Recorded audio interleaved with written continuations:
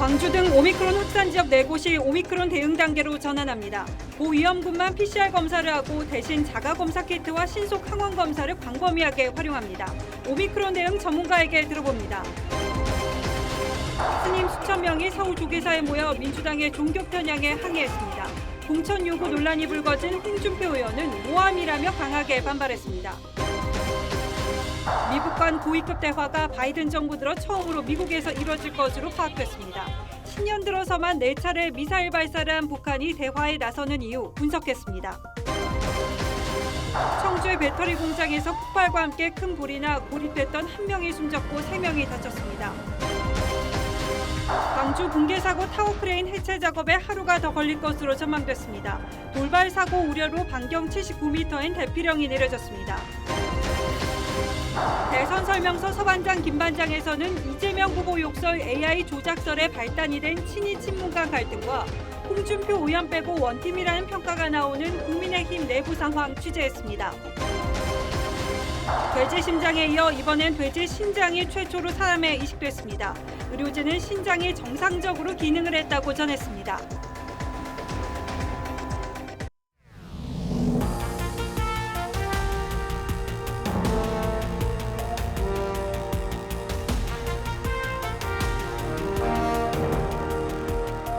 시청자 여러분 안녕하십니까? 뉴스나인의 신동욱입니다. 우려했던 오미크론 대유행의 선두부대가 우리 곁에 바짝 다가섰습니다.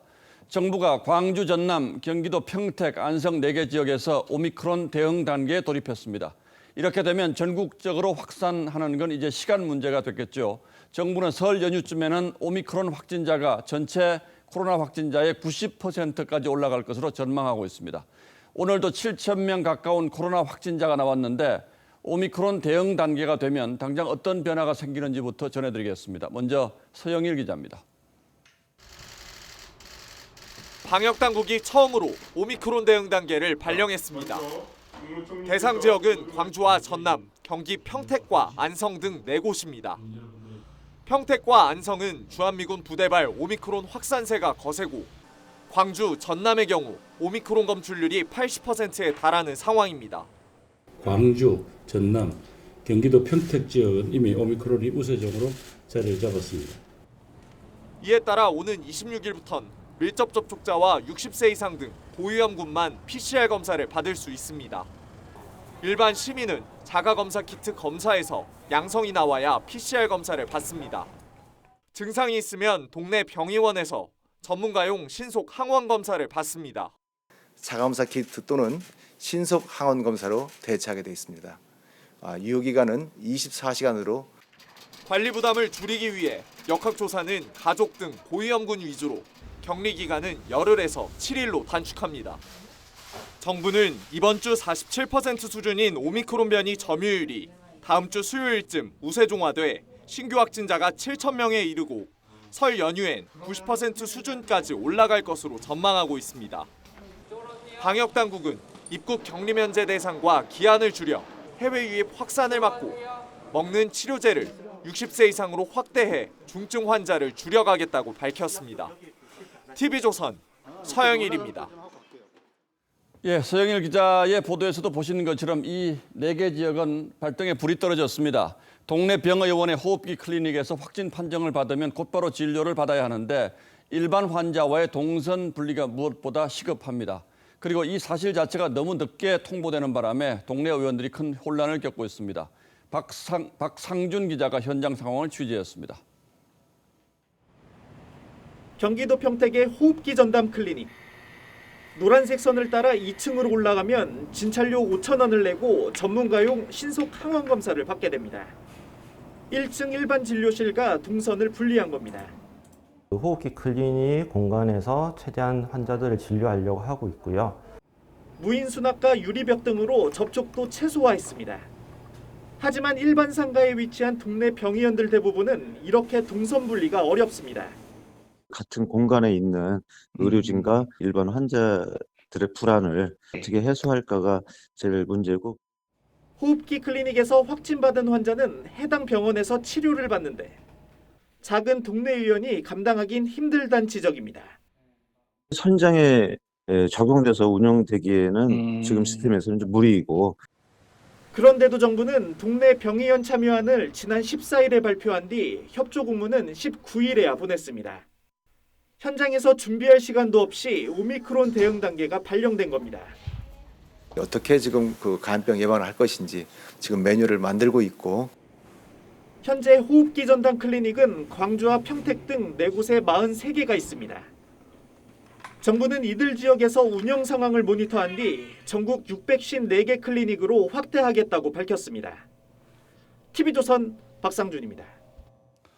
예, 당장 가장 큰 걱정은 오미크론의 엄청난 전파력입니다. 그러나 위험도는 좀 낮다고 해서 개인의 입장에서 보면 크게 걱정하지 않아도 된다 이런 말씀을 하시는 분들도 있는데 어떤 게 진실인지 정말 궁금해서 김우주 고려대학교 교수를 직접 스튜디오로 모셨습니다. 자, 어서 오십시오. 네, 고맙습니다. 자, 지금 생각한 것보다 조금 빨리 다가온 것 같고요. 또 다음 주 수요일쯤이면 우세종화가 될 거다 이렇게 정부가 전망하고 있는데 확진자는 얼마까지 늘 걸로 보고 계십니까? 지금 뭐 6천 명대가 이제 2번 나왔고요. 이제 다음 주에 아마 최대 10,000명도 넘을 가능성이 있습니다. 예. 그리고 설 연휴 민족대유등 이후에는 2만 명, 3만 명까지도 늘 수 있다고 봅니다. 예, 뭐 어떤 분들은 10만 명 이렇게 예상하는 분들도 있는데 그건 너무 이제 비관적인 시나리오겠죠. 예, 그렇게까지 가지는 않을 것 같습니다. 그 전에 이미 뭐 거리두기 강화라든지 국민들이 많이 이제 주의를 해서 뭐 10만 명까지 가지는 않지 않을까 싶습니다. 교수님께 오늘 여쭤보고 싶은 가장 궁금한 게 이 오미크론의 증세가 어느 정도인가. 많은 분들이 뭐 감기처럼 지나간다 이렇게 말씀하시는 분들도 있어요. 어떻게 봐야 됩니까? 예, 맞습니다. 이제 오미크론이 전염력이 델타 대비 2배 내지 3배 빠르고 예. 근데 미국이나 영국이나 앞선 아마공 사례를 보면 중증도는 뭐 3분의 1 내지 2분의 1로 그건 사실입니다. 예. 근데 문제는 건강한 성인들은 뭐 가볍게 앓고 지나가지만 여전히 60세 이상이나 기저질환자는 중증화 가능성이 있고 예. 중증화율이 만약 3분의 1이라 하더라도 확진자가 3,000명에서 3만 명 10배가 늘어나면 예. 절대적인 중증 환자 수는 3배가 늘어나는 것이죠. 예. 그만큼 의료 시스템에 과부하가 걸리는 것이기 때문에 예. 여전히 가볍게 봐서는 안 된다. 치명률이 낮다고 하더라도 숫자가 늘어나면 그 가운데 중환자가 많이 나올 수 있다. 이제 이런 걱정이 있다. 그렇죠. 이 말씀이시죠. 자, 이제 오늘 일단 4군데 지역에 대응 단계가 발령이 됐는데 한꺼번에 전국적으로 하지 않고 이렇게 하는 건 어떤 의미가 있는 겁니까? 예, 뭐 전남, 광주, 뭐 이 경기, 평택, 안성 4군데로 시범 사업처럼 얘기를 하는데, 그러니까 호흡기 클리닉을 전국적으로 완비가 아직 안 되지 않았냐? 아직 예. 시범 사업을 하고 전체 확대하는 걸로 이제 발표한 것 같은데, 예. 사실 그런 면에서 좀 우려가 됩니다. 이미 이제 오미크론이 다음 주에 10,000명도 넘을 수 있는데 예. 준비가 돼서 이번 주에 다 발표가 돼야 국민들께서 오미크론 감염 의심되면 가까운 호흡기 클리닉 가서 진찰받고 팍슬로비드도 빨리 처방받아야 되는데 이제 그런 대비가 안 돼 있다. 그러니까 저희가 항상 대비가 중요하다. 대응보다는. 예. 그런 측면에서 좀 정부가 좀 빨리 나서야 될 것 같습니다. 정부의 대비가 이미 좀 늦었다, 문제 있다 이런 생각도 가지고 계시는군요.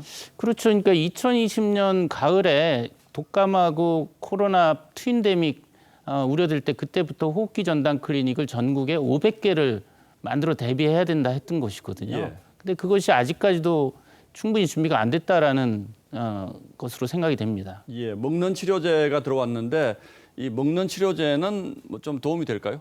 예, 뭐 팍슬로비드는 증상 시작 5일 이내 고위험군에서 경증 중등증에서 투약을 하면 중증 사망을 88% 줄여주니까 획기적인 약이죠. 예. 근데 문제는 지난 금요일부터 국내에서 2만 1,000명분이 들어왔는데 100여 명밖에 처방이 안 됐습니다. 왜 그렇습니까, 그건? 그것은 이제 우선은 아까 제가 말씀드린 투여 대상이 한정돼 있고 고위험군 5일 이내. 예. 두 번째는 이 5일 이내에 증상 시작해서 5일 이내에 투약을 해야 되는데 예. 증상 시작해서 검사 받고 결과 받고 보건소 통보 받고 의사 진찰 받는데 5일이 지나는 경우가 왕왕 발생합니다. 5일이 지나가면 큰 효과가 없습니다. 효과가 없습니다. 예. 그러니까 현장에 있는 의사분들도 가급적 처방하려고 하지만은 이 대상이 까다롭고 또 병용 금기 약물이라는 게 있거든요. 예. 65세 이상 어르신분들은 뭐 고혈압, 당뇨 여러 가지 약을 드시고 있어서 팍슬로비드와 상호작용으로 못 쓰는 경우가 있습니다. 예. 어떻게 보면 찻대고 포대고 하니까 실제 처방 대상이 줄어드는 건데 오늘 60세로 낮춘 건 잘한 거지만 제가 보면 연령 제한을 아예 해제하는 것이 좋습니다. 왜냐하면 60세 이하에서도 지금 중증으로 돌아가시는 예. 분들이 있거든요. 아예 해제하는 것이 낫겠다. 예, 알겠습니다. 마지막으로 한 가지만 더 여쭤보겠습니다. 지금 부스터샷들 많이 맞고 계신데 네. 이건 도움이 될까요? 예, 도움이 됩니다. 3차 접종을 하면 예. 감염 예방을 70% 하고 예. 중증 사망도 이제 90%, 90% 예방이 되니까 맞는 것이 좋습니다. 근데 지금 예. 접종률이 좀 지지부진하죠. 일단 백신은 빨리 좀 맞는 게 좋겠군요. 네. 예, 잘 알겠습니다. 어쨌든 걱정을 좀 해야 되는 상황인 건 분명하군요. 네. 예, 고려대학교 김우주 교수님 오늘 말씀 잘 들었습니다.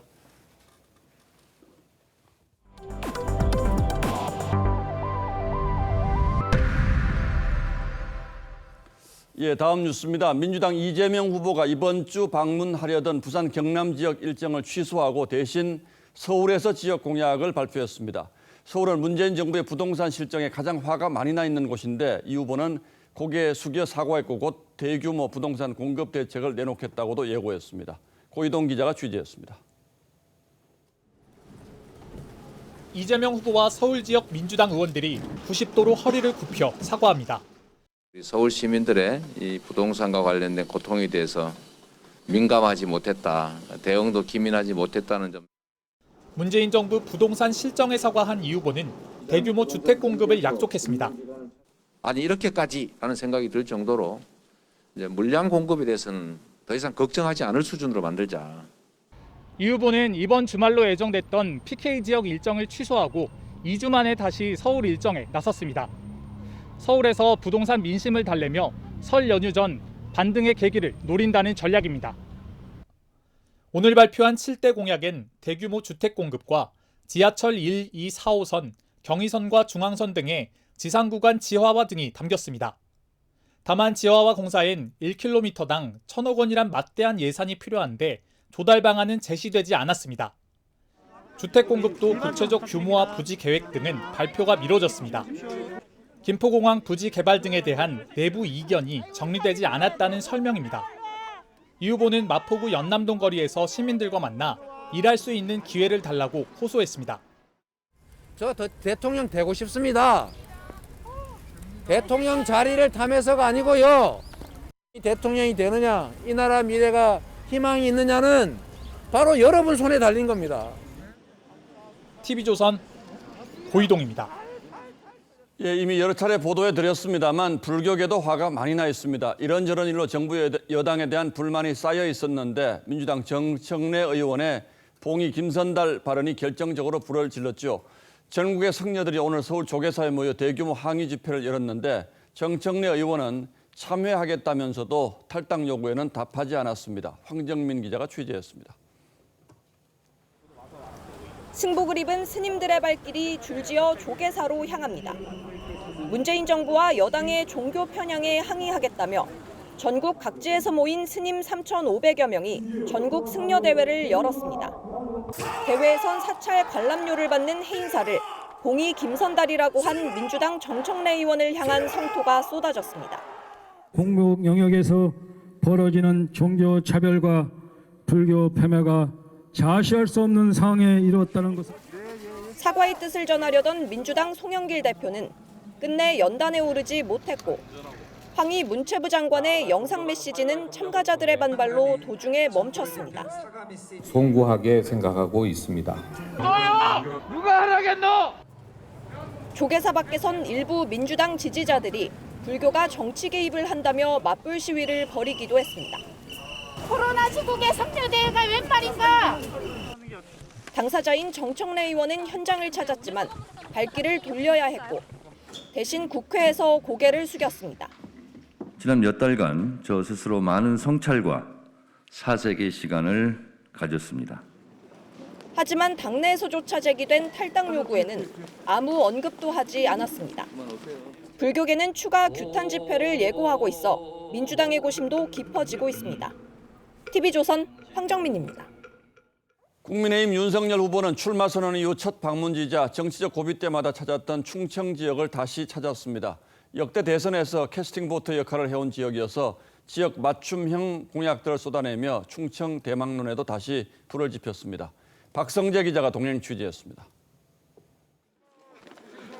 윤석열 후보는 유관순 열사 기념관에서 위국 헌신의 정신을 기린 뒤 충남 선대위를 찾아 충청인의 열정적 도움이 필요하다고 호소했습니다. 공정과 상식이 무너지고 불공정과 비상식이 판을 쳤습니다. 확실하게 심판해야 하지 않겠습니까? 윤 후보의 충청 방문은 벌써 4번째입니다. 지역적 뿌리이자 대선 캐스팅 보트의 역할을 해온 이곳에서 지지율 반등세를 굳히기 위한 전략으로 분석됩니다.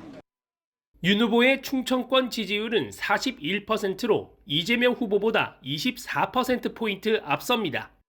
저희 선조가 500년을 논산과 공주에서 사셨고 어렵고 힘들 때마다 제게 기운을 북돋아준 곳이었습니다. 충청권 개발 공약도 대거 발표했습니다. 충남 삽교와 대전역을 잇는 충청 내륙 철도 건설, 충남 서산과 경북 울진을 연결하는 횡단철도, 대전권 9개 도시를 연결하는 순환도로 등 대규모 SOC 사업을 약속했고 아산 국립경찰병원 설립과 경기도 과천에 있는 방위사업청의 대전 이전도 공약했습니다. 계룡에 있는 삼군사령부와 지리적으로도 좀 가까운 곳에 이렇게 있는 것이 더 생태계를 구축하고 효율화하는 데 도움이 됩니다. 대전 중앙시장에서 지지자들의 환영 인파가 몰려들자 윤 후보는 즉석에서 두 주먹을 불끈 쥐어 보이며 화답하기로 했습니다. TV조선 박성재입니다.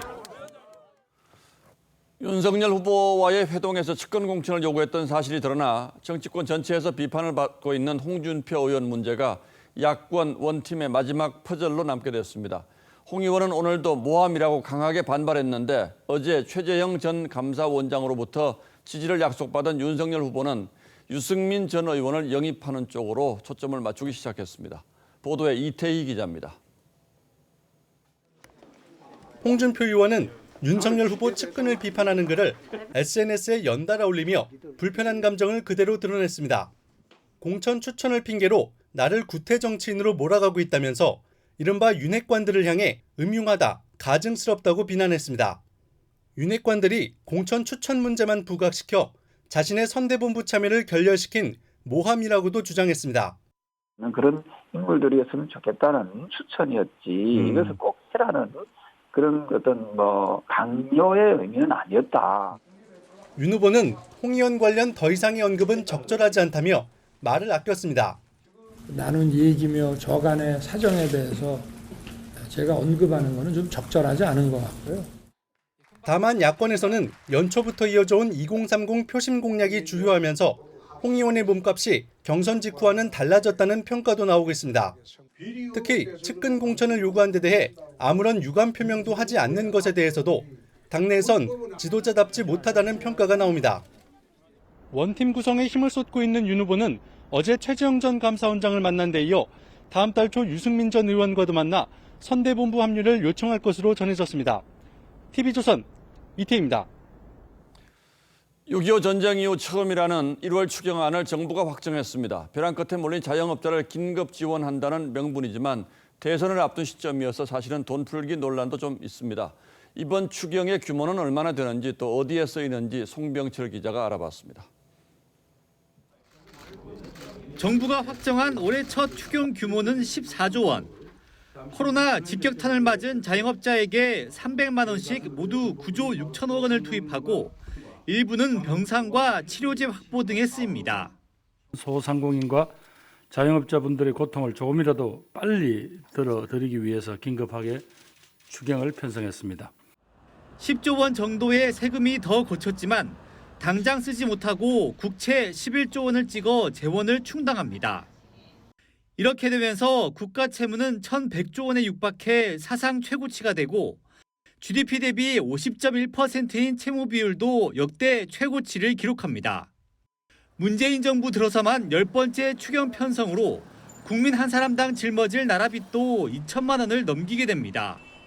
재정 건전성이 악화되면서 국가 신뢰도가 떨어져가지고 자원 유출이라든지 외환 위기를 겪은 사례들이 있기 때문에 상황이 이런데도 여당은 25조에서 30조 원, 야당은 35조 원까지의 증액을 주장하고 있어 국회 논의 과정에서 추경액이 더 늘어날 수도 있습니다. 이재명 민주당 후보는 추경 증액을 위한 대선 주자 긴급 회동까지 제안했습니다. 6.25 전쟁 와중이던 1951년을 제외하면 유례가 없는 1월 추경이 편성되면서 재정 건전성 훼손 우려는 점점 커지고 있습니다. TV조선 송병철입니다. 북한이 새해 들어 미사일 도발에 이어서 핵실험 재개 협박까지 하고 있습니다. 경제 제재를 풀지 않고 있는 미국과의 대화를 원하는 간절한 몸짓으로 풀이되는데 실제로 미국과 북한이 최근 대화 재개를 위한 접촉을 시작한 것으로 저희 취재 결과 확인됐습니다. 정부는 전쟁 직전까지 갔다가 대화로 실마리를 찾았던 4년 전 상황이 올 수도 있다는 기대감을 갖고 있습니다. 권원영 기자의 단독 보도입니다. 정부 고위 관계자는 TV조선에 최근 미국이 북한을 간접적으로 접촉했다며 북한은 대화 준비를 위해 최선희 외무성 부상을 책임자로 한 TF까지 구성했다고 말했습니다. 외교가에선 실무자 레벨이나 반민 반관 단계의 사전 접촉 이후 성김 미 대북 특별대표와 최선희 부상이 만나는 고위급 대화 시나리오가 그려지고 있습니다. 두 사람은 2018년 싱가포르 미북 정상회담 때도 사전 의제 조율의 채널이었습니다. 이에 따라 바이든 행정부 출범 이후 첫 미북 고위급 대화에 대한 기대감도 생기는 분위기입니다. 회담이 열리면 북한은 대북 제재 해제, 대북 적대시 정책 철폐를 최근 미국이 우리 국가의 정당한 주권 행사를 부당하게 걸거들면서 무분별하게 책동하고 있는 데 대한 미국은 비핵화 협상 재개와 추가 도발 자제를 두고 협상을 할 것으로 보입니다. We will continue to call on those tools to hold to account the DPRK for its violations. 우리 정부는 미국이 대화를 재개하도록 측면 지원해왔습니다.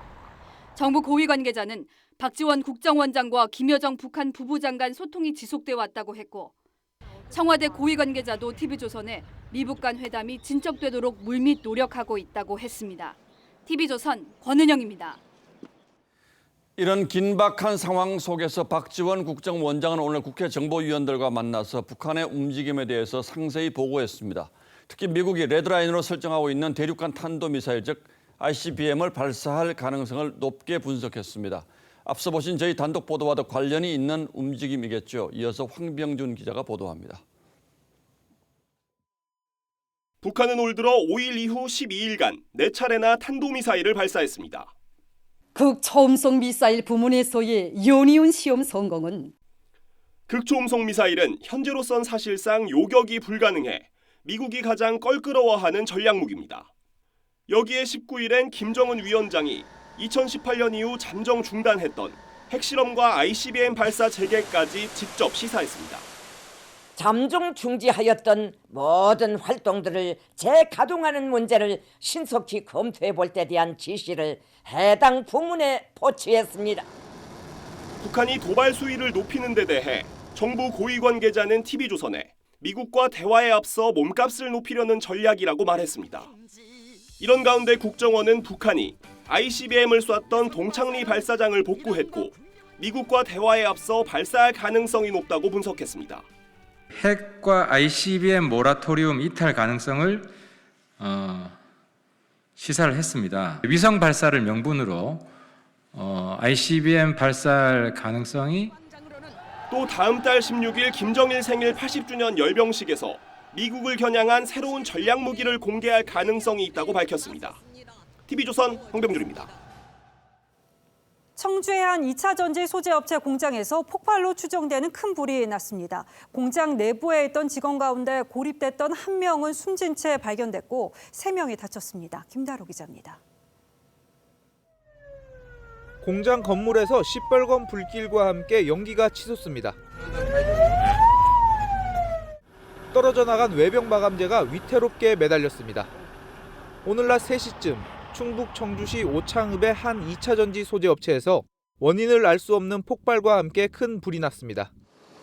공장 직원 40여 명이 긴급 대피했는데 불이 처음 시작된 4층에 인명피해가 집중됐습니다. 고립됐던 한 명은 끝내 숨진 채 발견됐고 4층에서 뛰어내린 한 명 등 3명이 중경상을 입었습니다. 소방당국은 내부 구조가 복잡한 데다 연기 때문에 시야도 나오지 않아 화재 진압과 구조에 어려움을 겪었습니다. 6층 높이 공장 외부가 폐쇄성이 강한 조립식 패널로 지어진 데다 폭발로 4층 바닥이 무너졌기 때문입니다. 다행히 추가 폭발이나 화재 확산으로는 이어지지 않았습니다. 2차 전지 자체는 인화성이나 요구는 없는 것으로 파악하고 있습니다. 소방당국은 3시간여 만에 큰 불을 잡았습니다. 경찰과 소방당국은 4층 전기 보일러실 부근에서 처음 폭발이 시작된 것으로 보고 있습니다. TV조선 김다로입니다. 광주 신축 아파트 붕괴 사고 관련 소식으로 이어가겠습니다. 실종자 수색의 걸림돌이었던 높이 140m 타워 크레인 해체 작업이 이뤄졌습니다. 당초 오늘 타워 크레인 상층부 해체 작업을 마칠 계획이었지만 하루 더 미뤄졌습니다. 주말에는 실종자 수색이 이뤄질 수 있을지 현장에 나가 있는 차순우 기자 연결합니다. 자, 차 기자, 먼저 해체가 왜 미뤄진 겁니까? 네. 해체 작업 도중 크레인과 연결된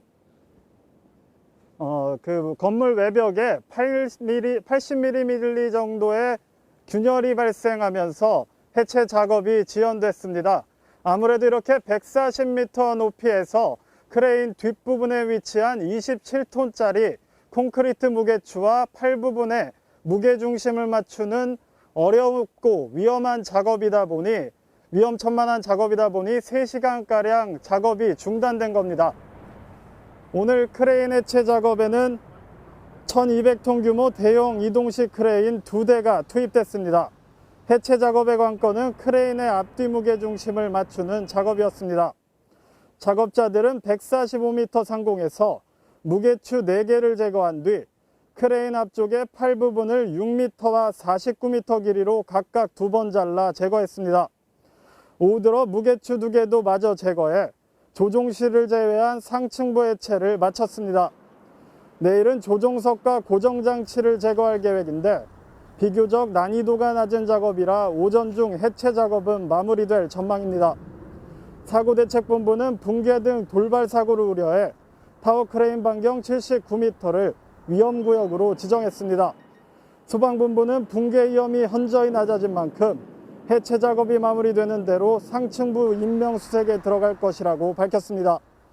광주 신축 아파트 붕괴 사고 현장에서 TV조선 차순우입니다. 네, 앞서 보신 아파트 붕괴 사고 전 광주에서 또 붕괴가 일었었죠. 광주 학동 철거 현장 붕괴인데 이 철거를 담당했던 하청업체가 오늘 예상보다 빨리 영업정지 처분을 통보받았습니다. 이렇게 하청업체에 대한 처분이 내려졌다면 원청에 대한 처분도 내릴 수 있게 됩니다. 광주에서 벌어진 연이은 참사의 원청, 이 현대산업개발의 행정처분이 예상보다 빨라지게 된 겁니다. 배상윤 기자가 보도합니다. 철거 중인 건물이 도로 쪽으로 힘없이 쓰러집니다. 지난해 6월 광주 학동 철거 건물 붕괴 참사로 버스 승객 등 17명의 사상자를 냈습니다. 영등포구청은 오늘 당시 철거를 맡았던 하청업체에 대해 부실 시공 관련 8개월과 불법 재하도급 관련 4개월 등 모두 12개월의 영업정지 처분을 사전 통보했습니다. 당초 검찰 조사가 끝난 뒤 행정처분을 내린다는 입장을 받고 행정처분을 앞당긴 겁니다. 영등포구청은 다음 달 중순까지 청문 절차를 마친 뒤 행정처분 수위를 확정할 예정입니다. 영등포구가 하청업체에 대한 처분을 확정해야 서울시가 원청인 현대산업개발에 대한 영업정지 처분도 진행할 수 있습니다. 이에 따라 원청인 현대산업개발에 대한 행정처분도 속도를 낼 전망입니다. 해당 구회사 처분의 통지가 오면 저희들은 하여튼 조속하게 지금 처분을 할 생각입니다. 현대산업개발은 광주 학동 참사와 관련해 최대 8개월의 영업정지가 가능한 상황. 여기에 광주 하정동 신축 아파트 붕괴 사고와 관련해 고의나 과실이 드러날 경우 추가로 최대 12개월의 영업정지 처분을 받게 됩니다. TV조선 배상윤입니다. 준공한 지 1년 정도 된 서울의 33층 건물이 흔들렸다는 신고가 접수돼서 국토부가 안전진단에 나섰습니다. 책상 위 모니터가 흔들리고 유리창까지 깨질 정도였다는데 정확한 원인은 아직 밝혀지지 않았습니다. 보도에 신경희 기자입니다. 책상 위 모니터가 흔들립니다. 천장벽엔 실금이 생겼습니다. 아크로서울 포레스트 업무동 직원들이 촬영한 것으로 추정되는 사진과 영상입니다. 어제는 건물이 흔들린다는 신고가 119에 접수됐습니다.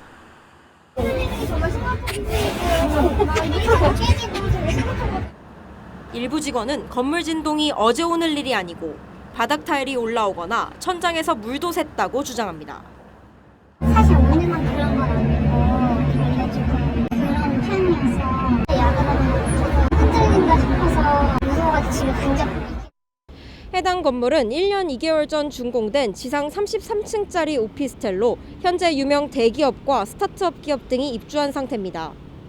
국토교통부는 긴급안전 점검을 했지만 진동 원인을 즉각 밝혀내진 못했습니다. 저희 직원들이 중립하게 여기 가 있는 거는 맞고요. 아직 지금 점검 진행 중이고. 시공사 측은 유리창 깨짐과 누수는 건물 진동 때문은 아니라고 해명했습니다. TV조선 신경입니다. 검찰의 대장동 수사가 이뤄진 지난 4개월 동안 검찰 공소장과 영장 어디에도 이재명 당시 성남시장의 이름은 볼 수 없었습니다. 그런데 최윤길 전 성남시 의장 구속영장 신청서에 이재명 시장이 처음으로 등장했습니다. 또 경찰은 김만배 씨 녹취록도 확보했는데 김 씨는 대장동 사업과 관련해서 성남시 의장이 이재명 시장과 협상해야 한다고 말한 것으로 파악됐습니다. 한송원 기자입니다. 경찰은 최윤길 전 성남시 의회 의장의 구속영장 신청서에 대장동 사업 개요를 담았습니다. 막대한 개발 이익이 예상되던 대장동 개발 사업이 장기간 답보 상태였는데 성남시가 2012년 대장동 부지 개발 등을 함께 진행하는 결합 개발 방식을 발표했다고 설명했습니다. 그러면서 당시 시장이 이재명이라고 명시했습니다. 앞서 대장동 핵심 4인방의 검찰 공소장에도 비슷한 내용이 담기고 성남시가 12번 언급됐지만 시장인 이재명 이름은 등장하지 않았습니다. 이 때문에 그동안 법조계에선 검찰이 사업인 허가권을 가진 윗선을 언급도 안 하는 반쪽짜리 수사를 해왔다는 비판이 나왔습니다. 경찰은 또 화천대유 대주주 김만배 씨가 이재명 당시 시장을 상대로 작업을 암시한 녹취록도 확보했습니다. 김 씨는 2013년 대장동 사업 초기 정모회계사에게 최 의장을 섭섭하게 하지 말라며 결국 최 의장이 성남시장하고 협상해야 한다고 말했습니다.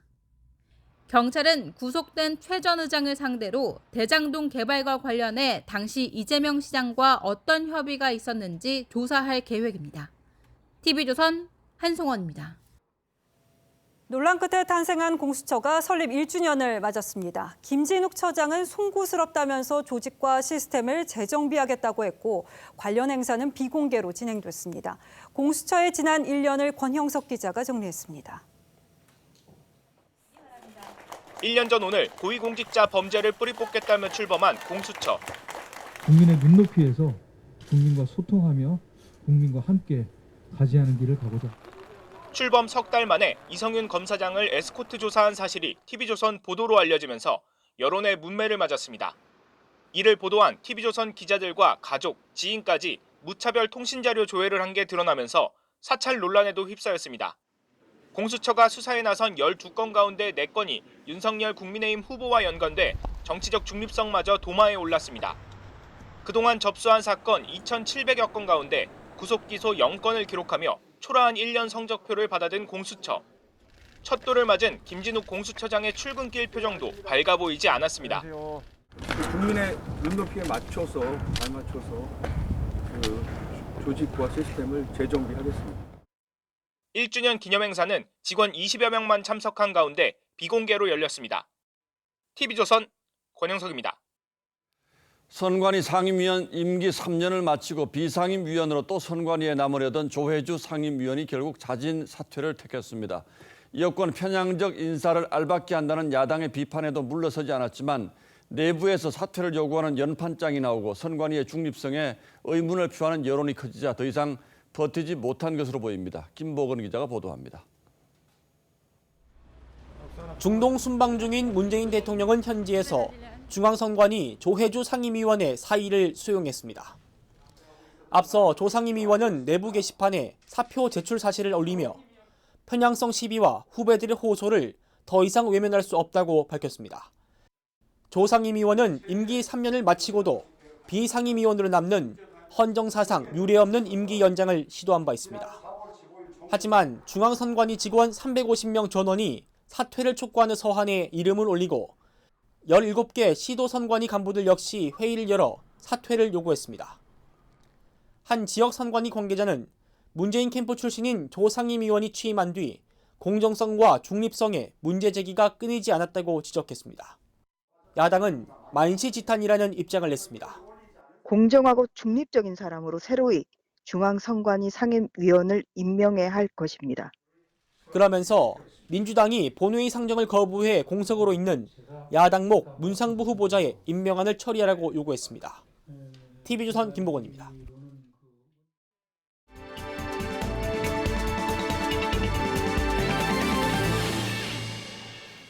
대선 전국의 깊숙한 뒷얘기를 들어보는 대선 설명서 서반장, 김반장 시간입니다. 오늘도 여당의 서주민 반장 얘기부터 들어보겠습니다. 오늘은 뭘 준비했습니까? 네, 윤 찍으면 너 때문입니다. 자, 지금 화면에 보이는 이 사진 무슨 얘기인지 저도 잘 이해가 안 되는데 이건 대체 누가 만든 겁니까? 예, 그 문파라고 불리는 문재인 대통령의 강성 지지자들이 온라인상에서 공유하는 이미지입니다. 예. 보시면 나다, 작은 당원, 뭐 윤석열 찍으면 현근택 너 때문인 줄 알아라, 뭐 이런 식인데 김 반장 이걸 보면 좀 연상되는 게 있나요? 그 이른바 문파들이 그 이재명 후보의 욕설을 약간 AI 딥페이크 방식으로 조작을 하려고 한다. 네. 이렇게 현근택 대변인이 좀 약간 그런 주장을 공유를 해서 난리 났는데 네. 근데 저 작은 당원 저거는 좀 뭔 얘기인지 저도 잘 모르겠는데. 예, 그러니까 김혜경 씨가 이재명 후보 형의 정신병원 입원 문제와 관련해서 이 조카와 통화하면서 한 말이죠. 나다 작은 엄마, 이거를 나다 작은 당원 이렇게 패러디를 한 겁니다. 아, 그렇군요. 저도 궁금했었는데 자, 뭐 친문 진영에서 이재명 후보 측에 대한 감정이 좋지 않다는 건 이미 다 알려져 있는 일인데 이번 대선에서 이게 여권 분열로 이어질 만큼 이렇게 큰 변수입니까? 네, 이 송영길 대표의 문재인 정부 탄압 발언 그리고 이 후보의 변호사 대납 의혹을 제보했던 이모 씨의 그 죽음 등이 갈등에 기름을 부었습니다. 예. 특히 제보자 이 씨는 문 대통령을 지지했던 20년 권리당원이었는데 민주당이 그 숨진 이 씨를 녹취 조작 의혹의 당사자라면서 몰아세우기도 했습니다. 대납을 했다라고 녹취를 조작했다라고 저희는 의문을 갖고 있었던 분이기 때문에. 아무리 그 이재명 후보가 미워도 윤석열 후보를 찍을까 싶긴 한데 그 문파라는 분들이 과연 얼마나 되나요?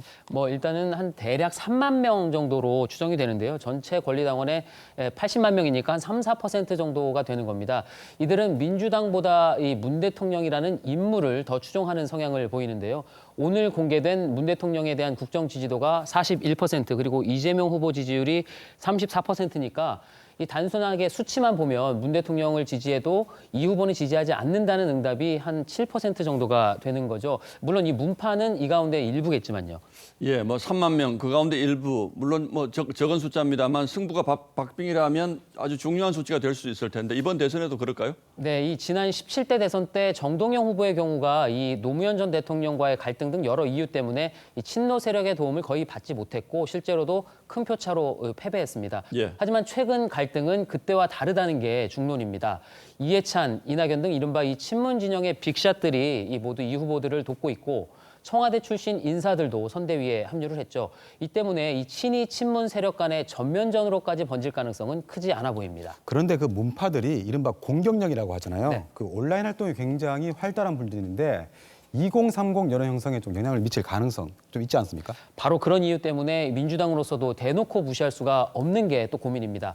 일각에서는 이 문자 폭탄 등 강성 지지자들의 일탈을 정치적 도구로 활용해 왔던 게 결국엔 이 부메랑으로 돌아오고 있다는 지적도 나옵니다. 자, 결국 이재명 후보의 자업자득이다 이거군요. 김정우 반장은 뭘 준비했습니까? 네, 야당 설명서는 홍 빼고 원팀입니다.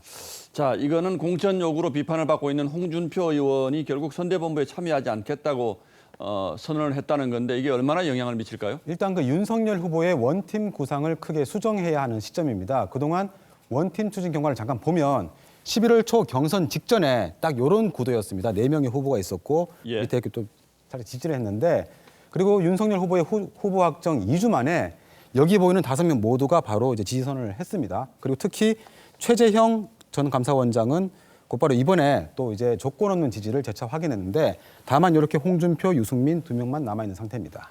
그런데 이 홍준표 의원이 청년층에서 참 인기가 많았잖아요. 그런데 이번에 합류가 무산이 되면 원팀 구상에도 좀 차질이 빚어지는 거 아니에요? 좀 생각보다는 영향이 크지 않을 거란 관측이 현재로서는 좀 우세합니다. 홍 의원은 지금도 그 청년의 꿈이라는 사이트를 운영하면서 2030에 집중을 하고 있는데 문제는 최근 윤석열 후보의 선거 전략이 2030 중심으로 완전히 선회를 하면서 20, 30대 청년층에서 우위를 점하고 있기 때문입니다. 자, 그러니까 2030의 표심은 이준석 대표가 다시 돌아오면서 다시 이제 회복이 됐기 때문에 홍준표 후보 의원이 없더라도 큰 영향을 받지 않을 것이다 이런 건가요? 예, 그런 얘기가 좀 나오는 이유가 바로 이렇게 지금 한 여론조사를 보면 심지어 윤석열 후보의 20대 지지도가 이재명 후보보다 한 2배 가까이 앞서는 경우도 있기 때문에 그런 얘기가 자꾸 나오고 있습니다. 이 표의 상당수가 몽땅 다 윤석열로 옮겨왔거든요. 그러다 보니까 홍준표의 지지 기반이라는 건 좀 사라진 상태입니다. 자, 그런데 정치권에 이제 비밀은 영원한 비밀은 없지 않습니까? 그런데도 홍준표 의원의 이 부담을 무릅쓰고 측근을 대구 지역 재보궐선거에 공천하려고 한 이유는 뭐였을까요? 그 홍 의원이 이제 추천을 한 그 이진훈 전 수성구청장은 그 과거 무소속 출마도 함께했던 홍 의원의 핵심 측근입니다. 원래 이 구청장이 대구시장 출마를 준비했었는데 곧바로 얼마 전에 대구 중남구로 이렇게 바꾸게 됩니다. 이게 홍 의원이 대구시장을 출마하려고 일종의 교통정리를 시도한 거 아니냐 이런 해석이 지금 많이 나오고 있습니다. 아니 그런데 그 경남지사에다가 또 대선 후보까지 한 그 거물이 굳이 이 뭐 대구시장까지 욕심을 낼 이유가 있나요? 그 홍 의원이 두 번째 대선 도전에 실패를 한 건 그 보수의 심장으로 불리는 TK 지역과 같은 확실한 지역 기반을 갖지 못했기 때문이란 그런 평가가 있습니다. 그래서 TK 맹주가 되기 위해서 대구시장 출마를 준비한다 이런 해석도 나오고 있습니다. 자, 그렇군요. 이렇게 되면 홍준표 의원은 끝까지 참여 안 할 가능성이 이제 생긴 건데 유승민 의원은 뭐 곧 참여한다 이런 얘기도 있더군요. 설 연휴 전후가 이제 가장 중요한 시기가 되겠죠. 원팀 구상에. 예, 잘 알겠습니다. 오늘도 두 반장 잘 들었습니다.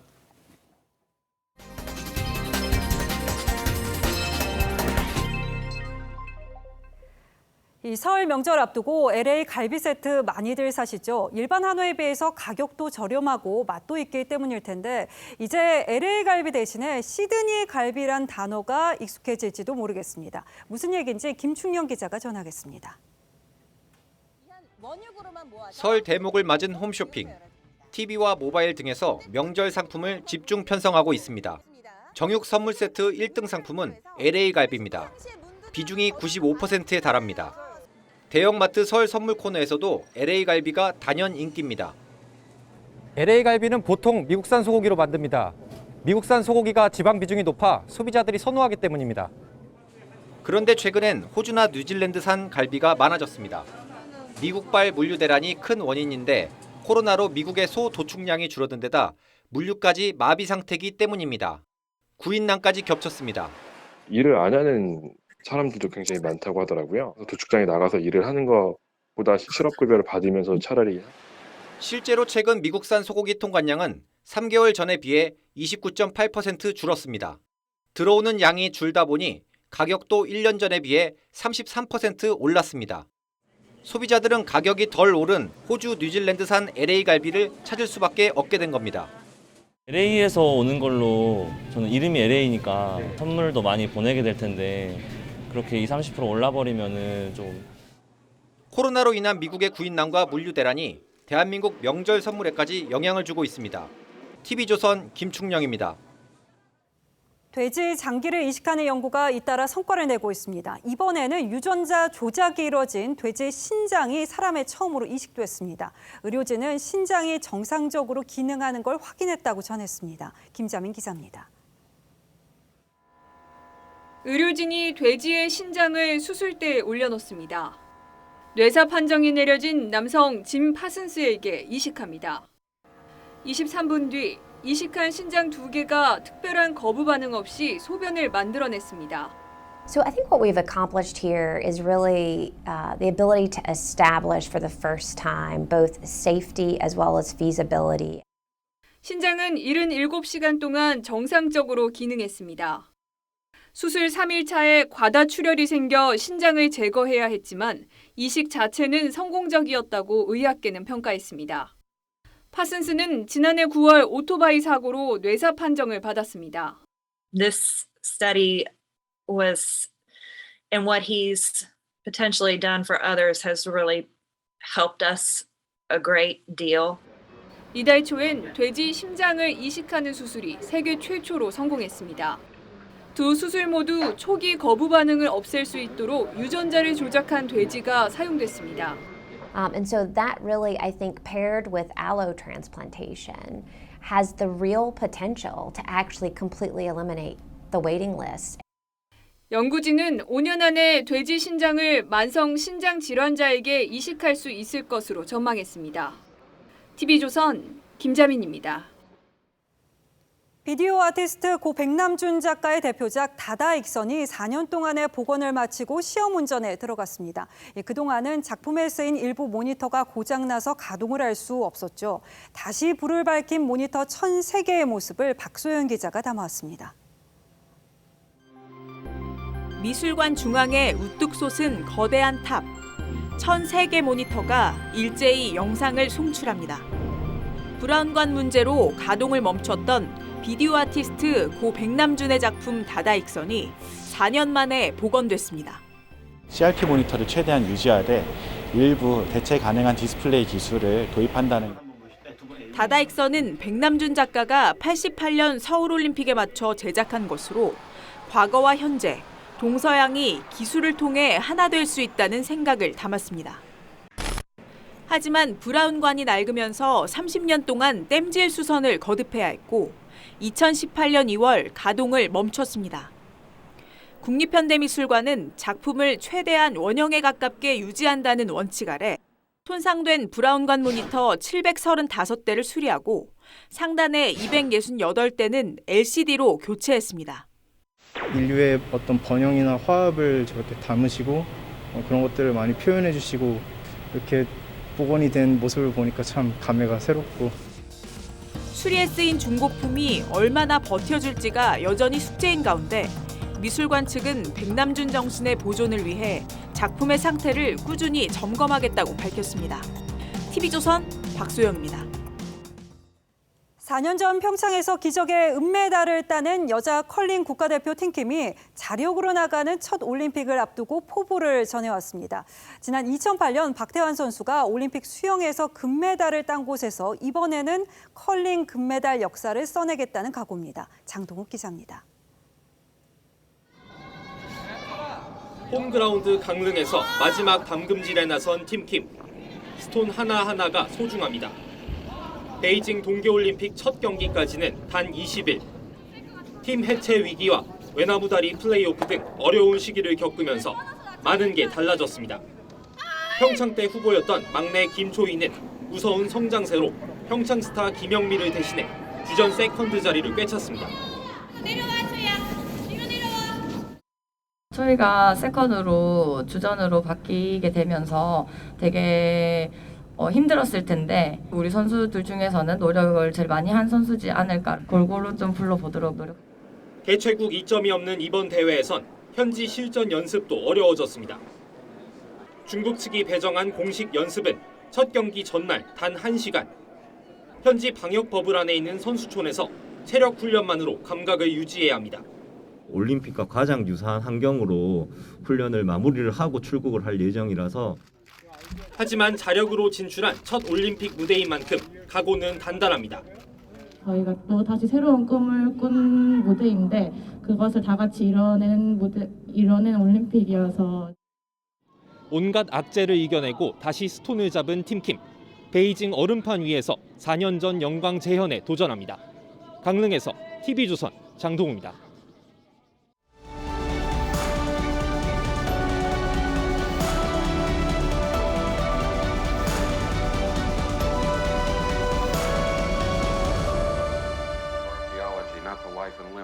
실력 있고 매력적인 고고학 교수 인디아나 존스의 강의에 학생들이 푹 빠졌습니다. 한 여학생은 I love you라고 쓴 눈꺼풀을 깜빡거려 사랑을 고백합니다. 강의가 끝나고 한 남학생은 교탁에 사과를 올려놓고 나가죠. 반짝반짝 빛나는 사과에는 강의에 대한 작은 보답을 넘어서 잘 봐달라는 뜻이 담겨 있습니다. 100년 된 이 교실 풍습에서 나온 말이 사과를 닦아 광을 낸다는 애플 폴리시입니다. 아부하고 알랑거리고 비위를 맞춘다는 뜻이죠. 비위는 비장과 위를 가리킵니다. 한의학에서 비장, 즉 지라는 위와 함께 먹고 싶은 마음을 일으키는 장기입니다. 그래서 비위가 동한다고 하면 입맛이 당긴다. 반대로 비위가 상한다고 하면 전혀 입에 대고 싶지 않다는 뜻입니다. 나아가 비위는 좋아하거나 싫어하는 성미를 뜻하게 됐고 거기서 비위를 맞춘다는 말도 생겨난 겁니다. 새해 들어 북한이 4차례 미사일 도발을 하는 동안 청와대의 대응은 고작 유감이었습니다. 도발이나 규탄이라는 표현도 없이 우려, 강한 유감, 재차 강한 유감, 매우 유감스러운 상황이라는 입장만 냈죠. 유감은 다 아시듯 마음에 차지 않아 섭섭하고 불만스럽다는 얘기입니다. 급기야 북한은 똑똑히 잘 드러나는 듯 핵실험과 대륙간 탄도미사일 재가동을 검토한다는 뜻을 사실상 밝히고 나섰습니다. 북핵 시계를 5년 전 험악했던 화염과 분노의 시기로 되돌려 한반도 정세를 다시 벼랑 끝으로 몰고 가겠다는 전술이죠. 그런데도 청와대는 그나마 유감 표명도 없이 한반도 안정과 대화 재개 노력을 지속하겠다고 했습니다. 북한이 이 엄포를 당장 실행에 옮길지는 두고 볼 일입니다. 하지만 문재인 정부가 내내 공을 들인 한반도 평화 프로세스가 헛된 꿈이었다는 사실은 보다 명확해졌습니다. 이런 김정은 위원장을 대통령은 비핵화 의지가 있다고 했고 임기가 끝나가도록 종전선언만 되뇌이고 있습니다. 마치 고장난 녹음기처럼 말이죠. 자존심도 없고 배알도 없냐고 하면 너는 평화를 원치 않느냐는 뻔한 대답이 돌아오겠죠. 그러나 그 말의 함정이 두려워 북한이 무슨 짓을 하든 아무 말도 못한다면 우리는 먼 훗날 역사의 죄인으로 남을 겁니다. 문재인 정부가 뭔가 대화의 불씨가 아직 남아있다고 생각해서 이런다면 그 역시 큰 착각입니다. 북한이 대선에 개입하겠다는 의도가 아니라면 왜 다 끝나가는 정권과 대화를 시작하겠습니까? 지금이라도 미몽에서 깨어나 북한을 똑바로 바라보시기를 국민의 한 사람으로 간곡히 바랍니다. 1월 21일 앵커의 시선은 아직도 잘 모르시겠습니까? 였습니다.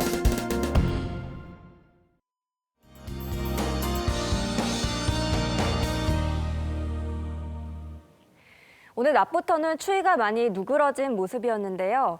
주말에는 기온이 더 오르겠습니다. 특히 일요일에는 서울이 7도까지 오르면서 다소 포근하게까지 느껴지겠습니다. 하지만 추위가 풀리면서 어김없이 미세먼지가 나타나고 있습니다. 내일은 서쪽 지역을 중심으로 농도가 높겠고요. 모레에도 상황은 비슷할 것으로 보입니다. 이렇게 먼지 때문에 주말 동안 날이 맑지는 않겠고 하늘 자체도 좀 흐리겠습니다. 일요일에는 남해안과 동해안, 제주 지역에 비나 눈도 조금 오겠습니다. 내일 기온 보겠습니다. 낮 기온은 서울이 5도, 대구는 10도까지 오르겠는데요. 오늘보다 높은 기온이지만 일교차는 더 커지겠습니다. 다음 주에도 큰 추위 없이 평년보다 높은 기온을 보이겠습니다. 날씨였습니다. 1월 21일 금요일 뉴스9는 여기서 모두 마치겠습니다. 시청해주신 여러분 고맙습니다.